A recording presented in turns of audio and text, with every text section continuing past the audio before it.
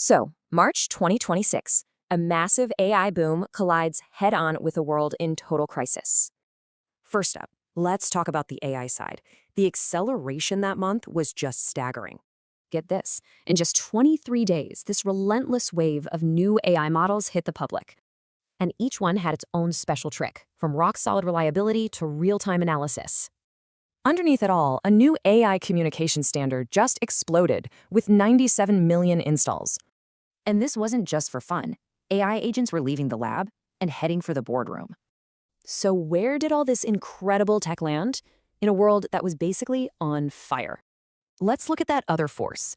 The world in March 2026 was, well, a complete mess. It kicked off with a blockade in the Strait of Hormuz, and suddenly, energy prices went through the roof. That economic pain hit hard. We're talking massive protests, 50,000 people in LA alone. Globally, alliances were cracking. And back home, key government services were just shutting down. So this is the collision point. You've got amazing tech meeting raw, messy geopolitics. And that led to a huge debate. Was all this pressure making us stronger or just breaking everything? In this new reality, AI wasn't a luxury. It was the core operating system for modern conflict. And nothing showed this tension better than the standoff between the Pentagon and the AI firm Anthropic. The Pentagon told Anthropic to drop its safety guardrails. Citing its principles, Anthropic just said no.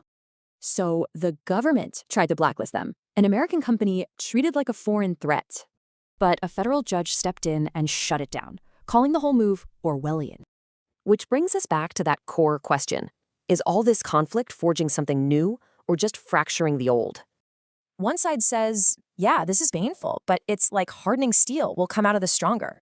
But the other side says this is a total disaster, breaking the very systems that keep us safe. So as we look back on that chaotic month, you have to ask, was a new world being born, or was the old one just dying?